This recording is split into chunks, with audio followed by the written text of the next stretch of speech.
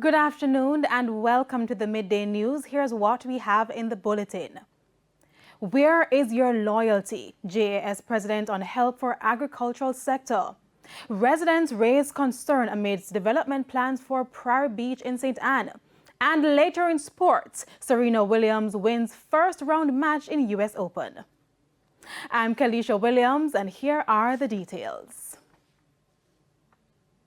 On the heels of the peak of the COVID-19 pandemic, one local farming group is taking the government to task over the limited assistance offered to farmers. At least one farmer even has a suggestion for the Agriculture Ministry. O'Shane Masters has the details. President of the Jamaica Agricultural Society, JAS, Lenworth Fulton, is this afternoon questioning the rationale of a government in how assistance is being provided following the heights of a COVID-19 pandemic.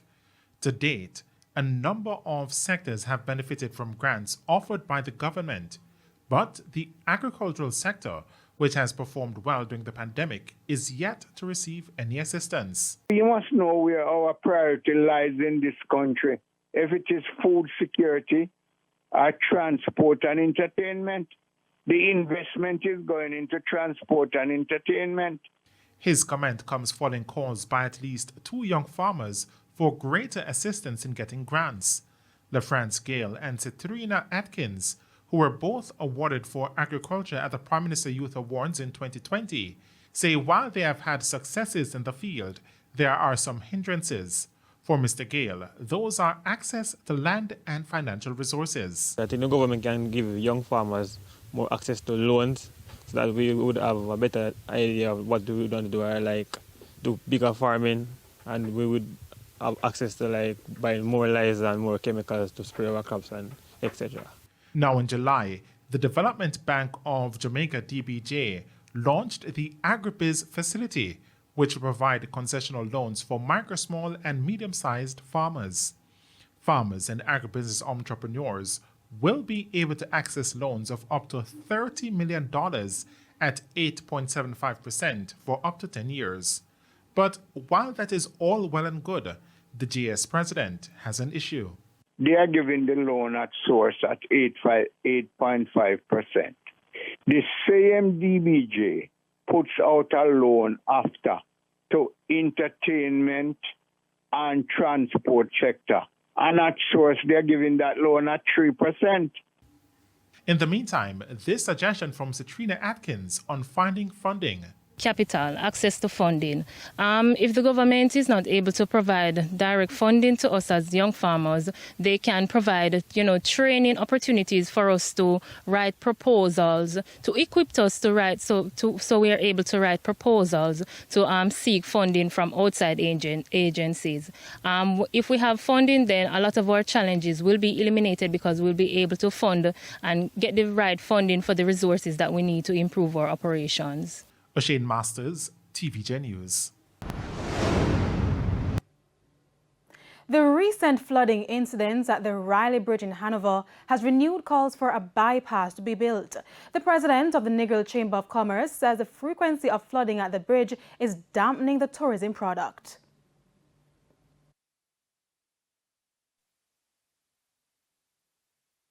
We need a bypass for the town of Lucea, so that Lucea can thrive as a town, because with the traffic and the congestion in there now, it's hard for it to really grow, and the economic impact it's having on Negril and Lucea, is phenomenal. So that needs to change.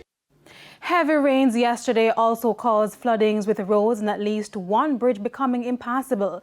The National Works Agency, NWA, says there could be a repeat this week as more showers are in the forecast. During the downpour, the Riley River overflowed its banks, and NWA Communication Manager Stephen Shaw says this affected communities in Lucea. We once again had the road leading into the town from the Riley Bridge being rendered impassable. We also experienced flooding in the Cash Hill area, as well as along the road from Riley to Askenish. There have been talks as it relates to the flooding that has occurred in the town of Lucea, owing to the Riley River overflowing. Now, the issue has been that we have had bamboo being deposited from upstream under the bridge, causing the water to flow over onto the road. Now, persons had to be transported in makeshift boats along flooded streets. Mr. Shaw says the agency is on high alert for more flooding in Hanover. Continuing the news now, as the government moves forward with plans to develop Prairie Beach in St. Anne, there are fresh concerns. Business owners, the disabled community and residents are questioning whether they will be included in the plan. The issues were raised during a recent town hall meeting. Upgraded bathrooms, restaurants and shops for entertainment will all be part of the new and improved Prairie Beach in St. Anne starting January 2024. And speaking at a recent town hall meeting in the parish, Tourism Minister Edmund Bartlett has assured residents that the beach will remain free to the public. The plan to develop Fantasy Beach, Prairie Beach, is not about tourism. The plan is to build a facility to enable the people of Prairie and the people of St. Anne in particular to have access to beach recreation. It's part of the Tourism Enhancement Fund's initiative to transform public beaches across the island. Electricity has to be paid for, the water bill has to be paid. So the model that we have is to develop the beach in such a way that, one, it becomes attractive. So if you were getting 1,000 people a week, you're now going to get 2,000-3,000 coming in because now it's a really nice place to go. Amidst that vision, concerns. First, from people who had shops on the beach. Ever since 2019, when Mr. Bartlett came on the beach, there have been an orchestrated effort to get us off the beach because of the development that was coming. So you're currently operating without an agreement signed that gives you tenancy of the beach. But that's something we can accept because you've been there for years. It is not true that when you take up operation of the beach, Mayor of St. Anne's Bay, Sidney Stewart, stressed that the business operators will not be left out. We have also had discussions on the question of you or your partner overseas, if there's an existing arrangement between your partners. There were concerns, too, about how the government will be managing the garbage problem on the beach and whether there will be disability access on the property. The responsibility to take care of your private garbage cannot and should not be arrogated to anybody else, because you have a responsibility at home to take care of that and to make sure that it is contained, kept in a certain way, and if there's a system for collection. We have access ramps, and that's one of the main reasons why the fishery building is right on that level, so anyone can walk, and it's not just about disabled. Residents living in and around Poor Man's Corner in Yala St. Thomas were without electricity on Monday after a car crashed into a utility pole. According to reports, around 4:30 p.m., a Toyota Corolla taxi was traveling from Ramble. On reaching Poor Man's Corner, the driver lost control and slammed into a utility pole before overturning. 3 persons were traveling in the taxi, including the driver. 1 female passenger was rushed to hospital. An alleged eyewitness recounted the incident.